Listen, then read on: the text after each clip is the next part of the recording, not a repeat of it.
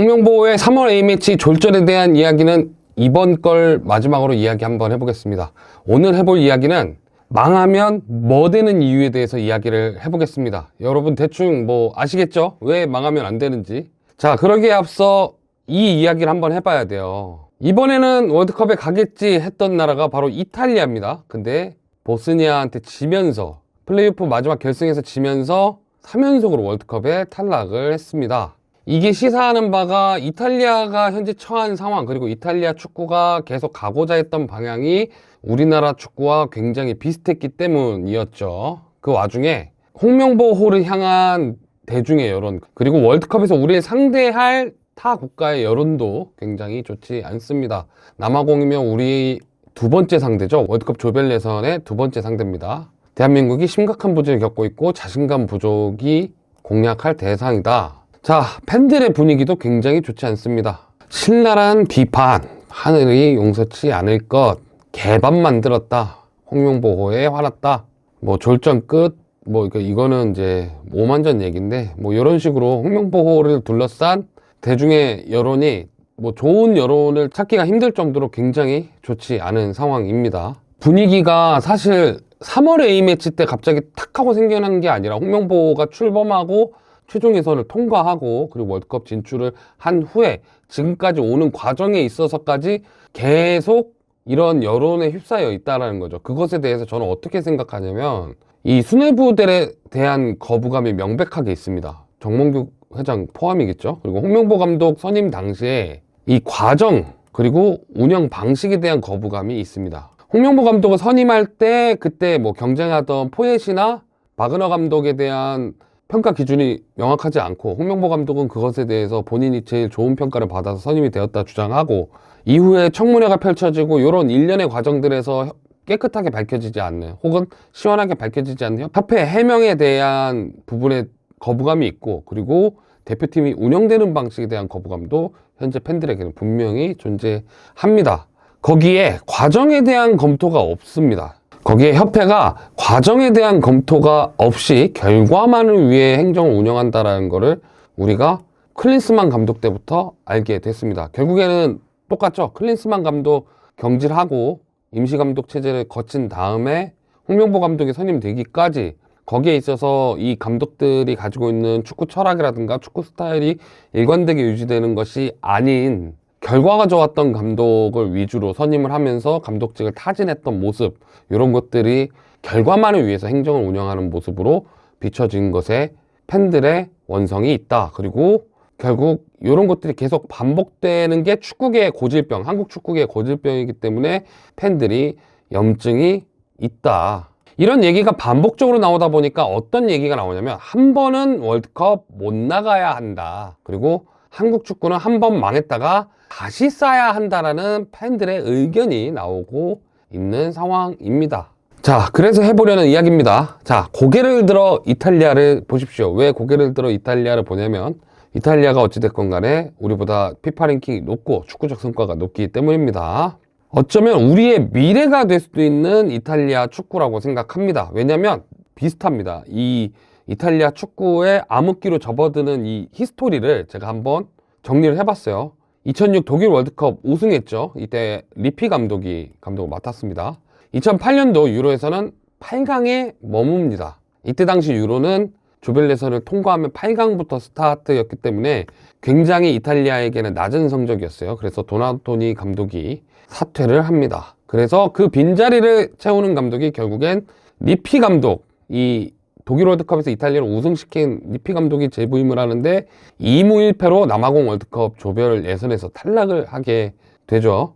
이때부터 암흑기의 기미가 보이기 시작하는데 왜 암흑기의 기미가 보이기 시작했냐면 리피 감독이 새 얼굴을 발굴하기보다 자신과 월드컵을 잘 보냈던 감독 혹은 자기가 프로팀 감독을 할 때 잘 썼던 선수들, 그런 선수들을 쓰기 시작하면서 이탈리아의 평균 연령이 대폭 올라가게 됩니다. 그러다 보니까 상대의 그 거친 운동 능력을 감당해내지 못하고 체력적인 우위에 서지 못하면서 2무 1패라는 무승의 성적으로 탈락하게 되죠. 이게 이탈리아의 흑역사의 시작으로 보는 분들이 좀 많습니다. 그런 시선도 존재하고요. 이후에 프란델리 감독이 부임을 해서 유로 준우승을 합니다. 프란델리 감독이 이때 데로시, 수비형 미드필더를 맡고 있던 데로시를 폴스 센터백, 폴스 스위퍼로 기용을 했어요. 그러니까 폴스 9이라고 하잖아요. 가짜 공격수라고 하는데 가짜 센터백으로 기용을 해서 3백의 중심으로 공격까지 가담하게 만드는 특이한 시스템을 써서 결승까지 올라갔고, 프란델리 감독이 운이 좀 안 좋았던 게 그때 결승 상대가 한창 정성기를 달리던 스페인이었어요. 스페인한테 결승전에 4대0으로 지게 되면서 준우승에 머물렀지만 프란델리 감독은 업적을 인정받고 2014 브라질 월드컵까지 지휘봉을 이끌게 됩니다. 고작 영국한테만 1승을 추가하고 나머지 승리하는 게 더 쉬울 만한 상대에게 2패를 적립하면서 탈락을 하고 프란델리 감독의 이탈리아 대표팀 생활도 끝나게 됩니다. 이후 대표팀 감독은 안토니오 콘테가 됩니다. 이 콘테 감독이 대표팀이 됐던 이유 중에 가장 큰 이유는 콘테 감독이 유벤투스에서 엄청난 성과를 이뤄내고 난 다음에 대표팀의 감독으로 부임을 한 거예요. 그래서 14년부터 16년까지 2년간 이끌고 유로가 끝나기 전에 이미 첼시와 3년 계약을 체결하고 유로 8강만 딱 이끌고 난 다음에 대표팀 감독직을 사임하고 맙니다. 이거 그때 같은 8강인데 이때는 콘테 감독은 그렇게 욕먹지 않았던 게 이때부터 유로가 16강 체제로 바꾸게 되거든요. 그러니까 24개 팀에서 16강 토너먼트로 바뀌게 되었기 때문에 결과적으로 토너먼트에서 한 계단 더 올라갔던 내용이라서 같은 8강이라도 다른 결과라고 보고 콘테 감독을 유임하려 했지만 유임에 실패하고 결국 이 역사적인 감독을 선임하게 되죠. 벤투라 감독을 선임을 하는데 벤투라 감독이 되게 세리에서 역사적인 성적을 거뒀던 감독도 아니고 그렇다고 해서 대표팀 선수 혹은 프로 선수로서 엄청난 성과를 거뒀던 레전드도 아니었는데도 불구하고 이 감독이 당시에 이끌고 있던 팀, 이전에 토리노 FC에서 좀 잘했던 성적을 빼고서는 그렇게 위력적인 감독이었다 혹은 위대한 감독이었다고 보기 힘들단 말이죠. 근데도 불구하고 이 감독이 부임을 하게 되고 결국 러시아 월드컵 플레이오프까지 진출을 하지만 결국 거기서 또 지면서 본선 진출에 실패하게 됩니다. 특히 이 벤투라 감독 시기가 월드컵에 나가지 못하는 이탈리아의 시작이었던 점도 되게 중요하고 벤투라 감독 사임을 안 하려고 버텼어요. 결국엔 경질이 되는데 본인은 이제 몇 번 안 졌다라고 얘기를 했거든요. 이 부분은 슈틸리케 감독과 굉장히 비슷하죠. 승률이 좋았는데 날 내쫓았다. 클린스만 감독도 비슷하게 얘기했고요. 그랬는데 중요한 경기에서 그르친 것처럼 보였겠지만 실제로 벤투라 감독이 이탈리아를 이끌던 시기에는 내용적인 면에서도 굉장히 보잘것없는 그런 팀이었기 때문에 어찌 보면 정말 충격적인 실패지만 당연한 결과였다. 이탈리아가 월드컵 본선 진출에 실패하는 역사에 스타트를 끊게 됩니다. 그러면서 인터밀란을 이끌고 그리고 맨시티의 우승의 시작을 이끌었던 만치니 감독을 데려와서 이탈리아를 맡기는데 무려 유로를 우승하게 되죠. 이게 굉장히 역사적으로 의미가 컸던 우승이었던 게 뭐냐면 이탈리아가 굉장히 하락세에만 있던 상황에서 만치니 감독이 쥐봉을 잡고 그런 이탈리아를 다시 올려놨다는 평가를 받았기 때문에 이 우승으로 인해서 이 본선 진출 실패 역사는 바로 끝날 수 있을 것이라고 생각을 했습니다. 그런데 2022년 카타르 월드컵에서 또다시 본선 진출에 실패하게 됩니다. 이때는 뭐 여러 선수들의 부상도 겹쳐 있는 것도 컸지만 이 기점으로 인해서 이탈리아는 본선에 못 올라올 수도 있는 팀이 이제 되기 시작한 거죠. 월드컵 본선 진출에 실패하고 2023년도에 만치니 감독마저 사우디 대표팀으로 홀랑 떠나버리게 되면서 이때 데려오는 감독이 스팔레티입니다. 나폴리를 2년 동안 이끌면서 마지막 두 번째 해는 김민재까지 이끌고 이탈리아 세리에A 우승을 차지하게 되잖아요. 그 이후에 스팔레티 감독이 이탈리아 대표팀의 지휘봉을 잡게 되는데 결국엔 이 유로에서 16강에 탈락하게 됩니다. 지난번 유로에서 우승을 했던 팀이 그 다음 대회에서 탈락을 했다는 이야기겠죠. 사실 이때도 스팔레티 감독에 대한 우려가 있긴 했는데 이탈리아 축구 연맹은 좀 더 지켜보기로 하고 도나도니 때와는 다르게 유임을 결정합니다. 근데 스팔레티 감독이 유럽 예선의 초장을 망치기 시작하면서 다시 월드컵 진출 실패 가능성을 열게 되면서 스팔레티 감독이 경질되고 이 자리를 가투소 감독이 채웠고 가투소 감독이 정말 탈락할 뻔한 이탈리아를 플레이오프까지 이끌긴 했어요. 근데 그 가투소 감독도 결국엔 플레이오프 결승전에 보스니아한테 지게 되면서 북중미 월드컵 본선까지 총 3연속으로 월드컵 본선 진출에 실패하게 됩니다. 이 부분이 우리나라가 걸어갔던 길이랑 굉장히 전 비슷하게 여겨져요. 축구가 실패했어요. 우리가 국제대회에서 실패를 하면 성과를 냈던 감독을 선임합니다. 그러니까 예를 들테면 도나도니 이후에 선임이 됐던 리피 감독. 왜냐면 월드컵에서 우승을 했잖아요. 이거는 전 있을 수 있는 선택이라고 생각하고, 리피 감독도 반반 뭐 내가 다시 할 수도 있을 거라는 마음도 있었겠지만 어쩔 수 없이 맡았을 가능성도 클 거예요, 아마. 그 이후에 또 답이 없으면 리그에서 성과를 냈던 감독을 선임을 했습니다. 콘테가 이 경우에 있죠. 스팔레티 감독도 이 경우에 들어있습니다.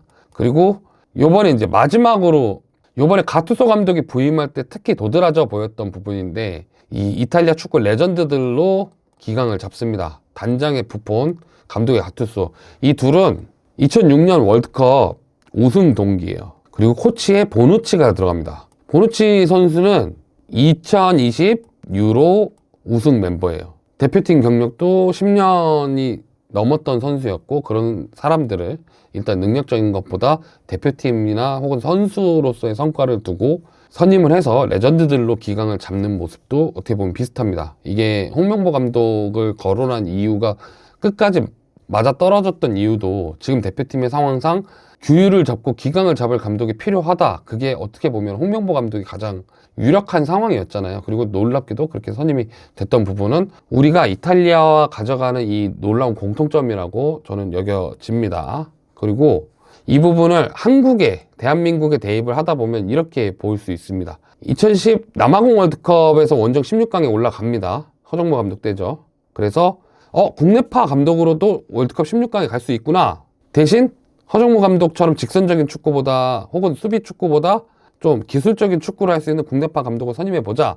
조광래 감독 선임하죠. 그리고 3차 예선에 떨어질 뻔한 위기를 초래하게 됩니다. 그래서 재임 중이던 전북 왕조를 건설한 최강희 감독을 강제로 선임을 합니다. 근데 이 최강희 감독은 스스로 계약서에 찍기 전에 기자회견 자리에서 내 임기는 최종 예선까지다라고 못을 박아버리면서 감독 자리가 비게 됐고, 그러면서 런던 올림픽 축구 최초 동메달을 땄던, 우리나라 최초로 축구 메달을 따게 만들었던 홍명보 감독을 선임하게 됩니다. 리그에서 성과 좋았던 감독 선임, 실패, 레전드 선임, 이 루트를 따라가고 있어요. 근데 그 홍명보 감독이 2014 브라질 월드컵에서 단 1승도 거두지 못한 채로 실패를 합니다. 1무 2패였죠. 그 다음에 온 감독이 선수 생활을 거의 레전드급으로 했던 슈틸리케 감독이 오게 됩니다. 왜 선수 생활이 레전드급이냐? 이 사람 레알 마드리드 출신이에요. 레알 마드리드 레전드 명단에 올라가 있는 사람입니다. 감독적 성과가 아예 없다라고 봐도 될 정도였는데도 불구하고 레전드고 가르치는 능력은 또다시 지켜볼 여지가 있다라고 해서 선임을 했죠. 사실은 이용수 당시 기술위원장이 사람이 좋아서 사람을 잘 챙기는 모습을 보고 한국 축구도 정말 잘 챙기겠구나 이렇게 생각해서 선임했다 하죠. 그 슈틸리케 감독도 결국에 최종 예선에서 어떻게 보면 플레이오프로 떨어질 위기가 되니까 경질을 해버립니다. 그리고 소방수 성과가 계속 있었던, 그러니까 이때 당시 신태용 감독이 공공재였어요. 올림픽 대표팀 같은 경우는 어쩔 수 없었어요. 이광종 감독이 백혈병에 걸릴 거라고 누구도 생각을 못했고, 만약에 이광종 감독이 계속 건재했으면 이광종 감독이 리우 올림픽 대표팀 감독을 맡았을 겁니다. 근데 이광종 감독에게 병환이 생기면서 그 자리에 신태용 감독이 떼운 부분은 정말 어쩔 수 없는 부분이고, 그때는 신태용 감독을 선택하는 게 결코 실패한 선택이라고 생각된다거나 혹은 잘못된 선택이라고 생각되진 않거든요.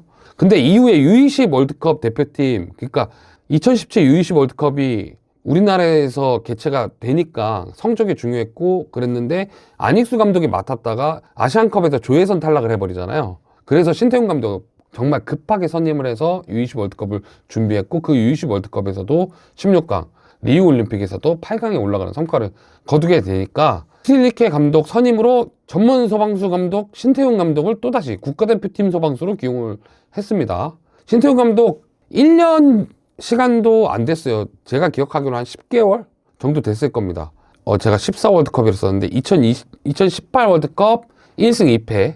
준비한 시간이 부족했는데도 불구하고 뭐 여러 가지 이야기가 나왔잖아요. 트릭이라던가. 그런데도 불구하고 결국 독일이라는 거함을 잡아내는 성과를 거뒀고 16강 진출에는 실패를 했지만 카잔의 기적이라는 역사에 썼죠. 자, 여기까지 기분 좋아요. 그러면서 시스템이라는 명목 하에 벤투 감독을 선임했고 2022 카타르 월드컵 16강 진출에 또다시 성공을 하게 됩니다. 여기까지만 보면 자, 쭉 하락세를 겪다가 이 카잔의 기적을 기점으로 다시 상승세로 올라가는 그래프로 보여지죠. 여기까지는 정말 바닥을 찍고 다시 올라오는 느낌의 대표팀을 잘 보여줬어요. 근데 여기서부터 다시 꼬이게 됩니다. 저는 여기서 이게 이상했어요. 슈틸리케 감독을 데려올 때 왜 데려왔나 싶었거든. 요거 여러분들도 생각하지 않았어요? 슈틸리케 감독 데려올 때 왜 데려왔나 했어. 근데 자꾸 레알 마드리드 출신을 강조하는 거야. 이 사람이 선수 때 레알 마드리드였고 독일 대표팀 소속이었지. 이 사람이 은퇴하고 감독을 하면서 그 정도 급을 맡은 게 아니잖아요. 근데 여기서 결론이 납니다. 클린스만이 오죠. 클린스만 선수로서 쩔었죠. 그리고 감독으로서도 초반 성과는 굉장히 좋은 감독이었습니다. 이 클린스만을 선임하게 되고 자, 개같이 망합니다. 이 양반을 데려온 이유가 뭐였죠? 기강을 잡아야 된다는 그거였잖아요. 대표팀이 당시에 클린스만 체제의 아시안컵이 끝나고 막 선수단 간의 문제도 있고 스태프 간의 문제도 있고 뭐 내부 시스템의 문제도 있고 하니까 기강 잡을 사람이 필요하고 분위기를 한번 전환시킬 사람이 필요하다.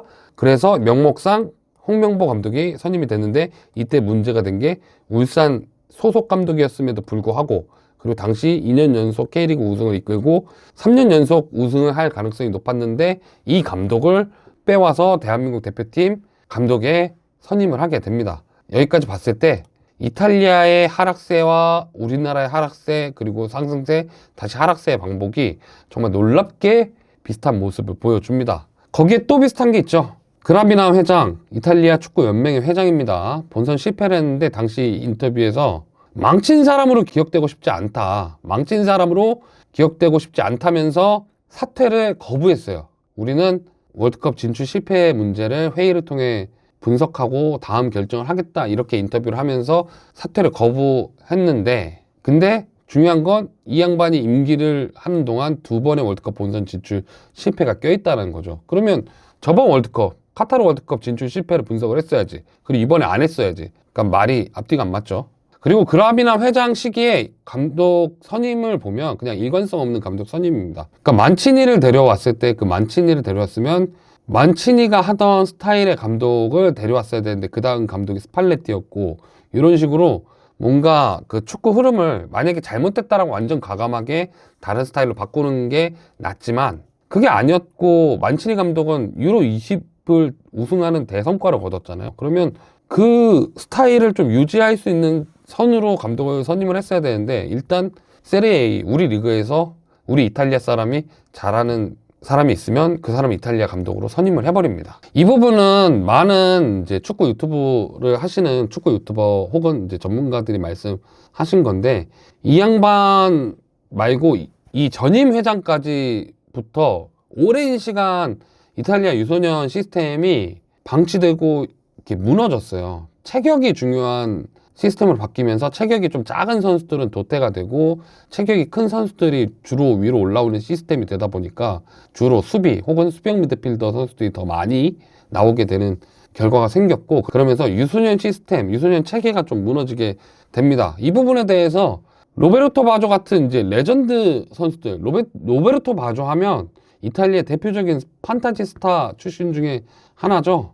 이런 선수가 유소년 교육체계, 유소년 시스템을 개혁해야 된다.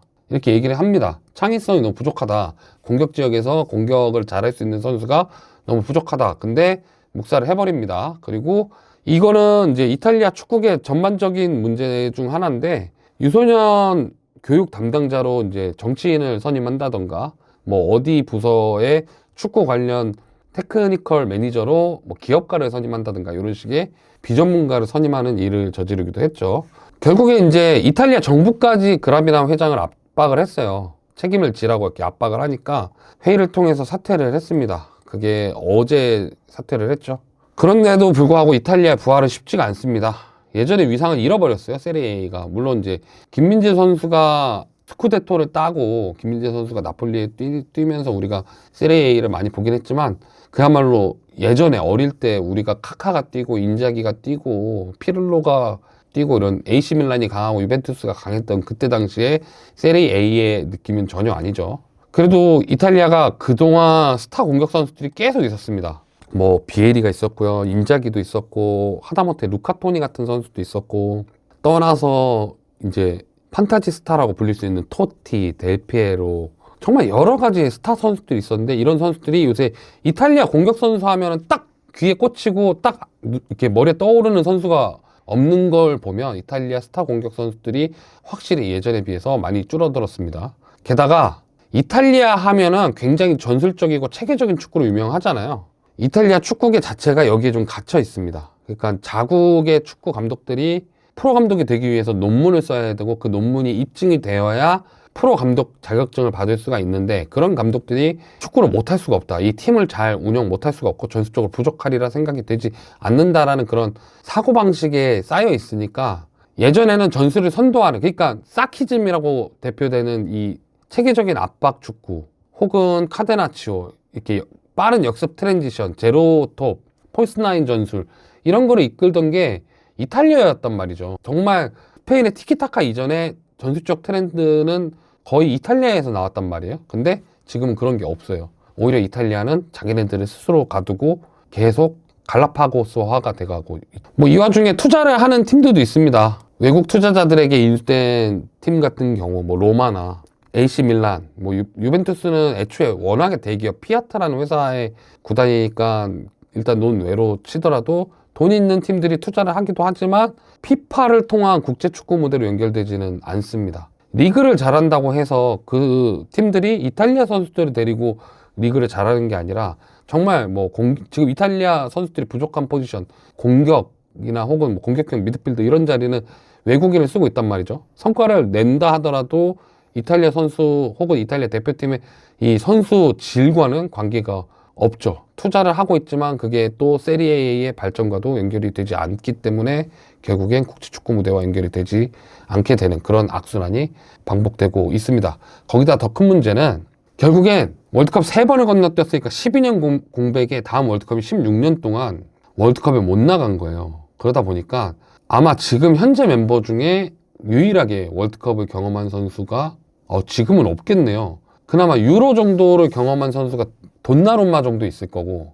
그러면 국제대회에서 나서봤던 선수가 거의 없다. 그러니까 월드컵에 뛰어본 선수가 없다라는 게 월드컵에 복귀하더라도 이전 같은 성적을 기대할 수 없다라는 거죠. 그렇다는 이야기는 다시 예선 탈락에 혹은 본선 진출 실패의 길에 접어들 수 있다. 거기에 칼치오폴리, 그러니까 칼치오폴리 하면은 대표적으로 이탈리아 세리A 승부조작 사건 중에 가장 큰 사건 중에 하나죠. 그러면서 리그 신뢰도가 하락했습니다. 그리고 월드컵의 연속된 탈락으로 인해서 스폰서들이 이탈을 하면서 재정적인 손해를 분명하게 봤어요. 이 여파가 프로리그까지 연결이 됩니다. 왜냐하면 이탈리아는 구장을 이용한 다른 부가가치 창출이 안 돼요. 왜냐하면 이 프로팀의 구장이 우리나라랑 비슷하게 다 정부 거고 문화재로 보호받고 있는 상황이라서 재개발도 안 돼, 리모델링도 안 돼, 혹은 우리가 이걸 이용해서 행사를 한 것도 이탈리아 그 지자체와 상의를 해서 진행을 해야 됩니다. 그러다 보니까 부가가치 창출이 안 돼. 그 와중에 리그 중계권료 낮다 보니까 수입도 적어. 그러다 보니까 데려오더라도 전성기의 선수를 데려오기보다는 황우기, 제이미 바디, 저랑 동갑입니다. 그러니까 만 39, 38 정도 된다는 소리죠. 데브라이너 91년생입니다. 이런 선수들이 세리에A에 넘어가서 주전으로 뛰고 있습니다. 이거는 이제 이탈리아 내부에서 가장 큰 문제로 여겨지는 부분인데 유망주 기용을 안 해요. 분명히 이탈리아에서 신성들이 안 나오는 건 아닙니다. 뭐 예를 들테면 2023년도 U20 월드컵에서 우리를 상대로 프리킥을 꽂아 넣었던 파푼디 같은 선수, 그 선수도 여전히 대표팀, 성인 대표팀에서는 데뷔를 못했어요. 같은 대회, 같은 경기에 뛰었던 베주노 같은 경우에는 지금 우리나라 A 대표팀에 뛰고 있지만 파푼디는 아직 성인 대표팀 경력이 없습니다. 그 정도로 대표팀에서 어린 선수를 기용하려는 것도 인색하지만 더 안 좋은 건 세리A 구단들이 어린 선수를 기용하기를 좀 꺼려합니다. 유망주 기용의 인색함이 결국엔 어디까지 연결이 되냐? 대표팀 세대 교체가 더뎌지는 것에 영향을 끼치게 되죠. 왜냐면 당연한 거예요. 어린 선수들이 나와야 이 어린 선수들을 기용해서 대표팀의 부족한 자리를 차츰차츰 바꿔 나가는 게 세대 교체잖아요. 근데 어린 선수들을 발굴할 수가 없으니까 나이 먹은 선수들이 계속 뛰게 되고, 그 나이 먹은 선수들이 계속 뛰게 되다 보니까 질적 하락이 되게 되고, 그러다 보니까 세대 교체는 계속 미뤄지고 안 되고 성적이 처지고, 이런 악순환이 반복되게 되죠. 그래서 제가 망하면 안 된다라고 이야기를 하는 겁니다. 한국 축구는 그래서 망하면 안 됩니다. 예를 들어서 생각을 해보자고요. 월드컵 본선 진출에 실패를 했다, 우리나라가. 자, 그렇게 되면 진짜 뭐 됩니까? 진짜 뭐가 될까요? 일단 우리나라가 월드컵 진출에 실패를 하면 우리나라 대한축구협회 대다수의 수익은 대형 스폰서십이 메꿔줍니다. 대형 스폰서십이 철회되면서 협회 수익이 굉장히 크게 감소가 되겠죠. 그리고 수익이 줄어든다면 유소년이나 아마추어 여자축구 예산부터 줄어듭니다. 이거는 우리나라가 꼭 그럴 거란 얘기가 아니라 어떤 나라든 축구 시장이 위축되기 시작하면 가장 먼저 줄이는 게, 일단은 성인 남자 축구, 일단 당장 상품성이 있고 당장 수익을 낼 수 있는 성인 남자 축구는 최대한 유지하고, 유소년이랑 여자 축구 가장 줄일 수 있는, 가장 쉽게 줄일 수 있는 부분을 바로바로 줄여버립니다. 이거 우리나라도 당연히 연결될 거예요. 그리고 특히 월드컵 본선 진출 실패라는 이런 엄청난 사건이 일어나면 여론의 공격이 엄청 있을 거고, 그 여론의 여파는 K리그 투자에도 영향을 끼치게 될 겁니다. 자, 그렇게 되면 어떻게 될까요? K리그가 투자가 잘 안 되고 대표팀이 못하는 나라가 되면서 우리나라의 그 축구적 네임밸류가 떨어지게 되면 좋은 외국인 선수, 좀 지금도 물론 좋은 외국인 선수, 양질의 선수를 이름값으로 데려올 때도 있단 말이죠. 그나마 아시아에서 우리가 강한 나라고, 월드컵에서 자주 나가는 나라고, 좋은 선수를 가진 국가, 그런 이미지로 오는 선수들도 분명 유럽 선수들 중에 있단 말이에요. 이런 선수들이 안 옵니다. 자, 좋은 외국인 선수들이 안 오게 되면 K리그의 질적 하락이 서서히 이어질 거고, 그렇게 K리그의 질적 하락이 이어지게 되면 전체적인 선수 질이 저하될 겁니다. 그러면 결국엔 한 번 떨어져 봐야가 한 번 탈락으로 끝나지 않을 거란 얘기죠. 한국 축구가 이탈리아와 비슷하게 위험한 것은 또 있습니다. 일단 성적 부담을 되게 줘요. 그러다 보니까 특히 K리그, 이 프로리그 레벨에서 철학을 세울 틈 없이 상대 전력에 맞춤 전술을 짤 수밖에 없는 상황을 계속 만들게 됩니다. 그리고 그런 감독들이 잘하게 되면 자리를 계속 유지하게 되고요. 그러다 보니까 국내 감독들의 축구가 어느 선에서까지는 되게 비슷한 부분들을 많이 보여주는 경우가 좀 왕왕 보이잖아요. 거기에 아시아 무대 기준 강한 선수단을 갖고 있습니다. 이탈리아랑 비슷하죠. 우리나라가 아시아로 치면은 어차피 상위권에 있고 월드컵에 꼭 나가는 나라고, 선수단을 따져봐도 아시아에서는 굉장히, 혹은 사실 세계적으로도 상위권 안에 들 수 있는, 세계적으로도 중상위권 안에 들 수 있는 선수단을 가졌잖아요. 근데 희한하게 아시아 단계에서는 부실한 체계, 그러니까 이거는 우리 한국 축구가 아시아 레벨에서에 대한 그 과정을 굉장히 등한시하고 있다라고 밖에 볼 수 없는 부분이고요. 이거는 이제 요새 나온 문제죠. 시스템으로 검증해서 선임을 했어요. 근데 실패하는 국내 대표팀, 그러니까 국내 연령별 대표팀 감독들이 있습니다.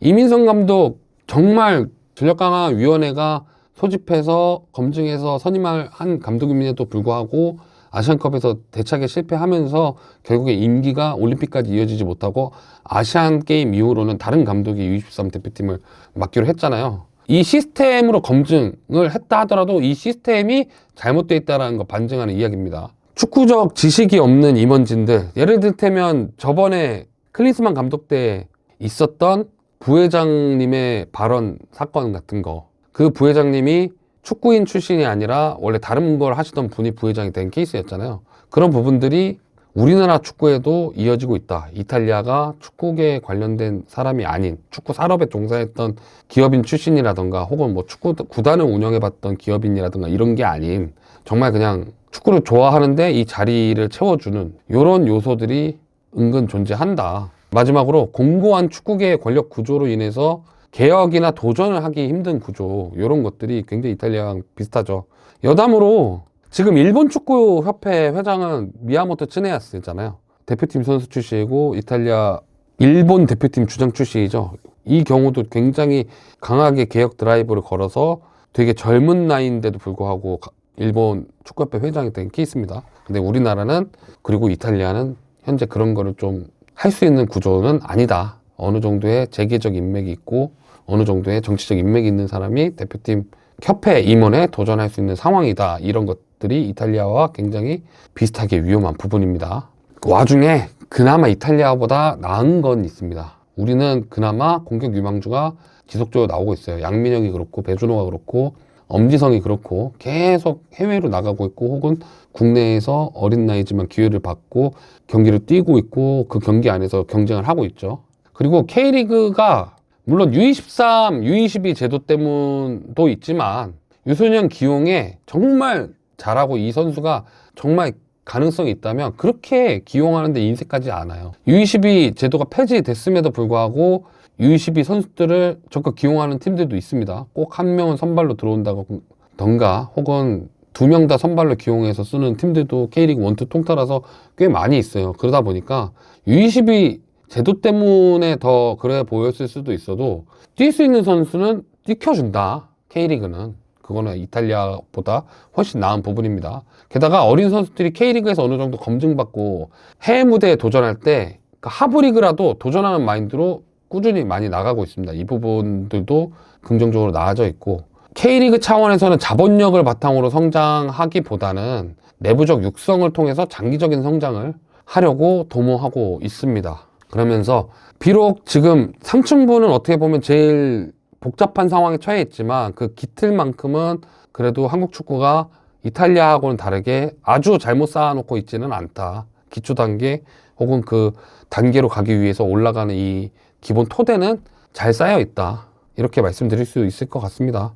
정말 경계해야 되는 게 자, 미얀마, 말레이시아, 태국도 아시아 강팀이었습니다. 예전에 뭐 버마한테 고전하고 말레이시아한테 차범근이 헤트트릭을 태국 킹스컵에 나가서 뭐가 어쩌고 이런 이야기가 저는 아버지 세대 때 많이 들었거든요. 저희 아버지한테.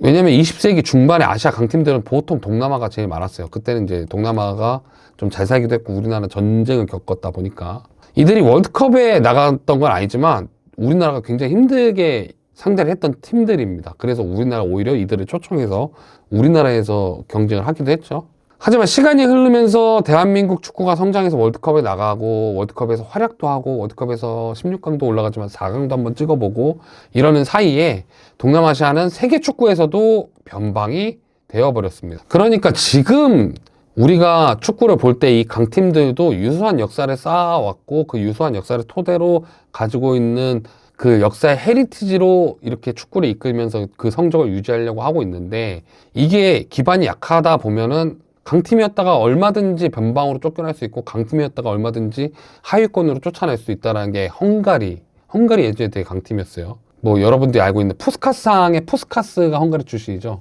근데 지금 헝가리 월드컵에도 잘 못 나오고 이런 거 보면 영원한 강팀은 없고 그리고 영원하게 월드컵에 나오는 팀도 진짜 그 영원한 월드컵에 나오는 팀들이 매번 월드컵에 나온다는 게 굉장히 힘든 일이고 그 팀들의 면면을 보면 이 팀들은 이미 아득하게 초세계적인 수준이라는 걸 보면 월드컵에 나가는 실력을 유지하는 것 자체가 쉬운 일이 아니라는 걸 알 수 있어요. 이 역사를 통해서.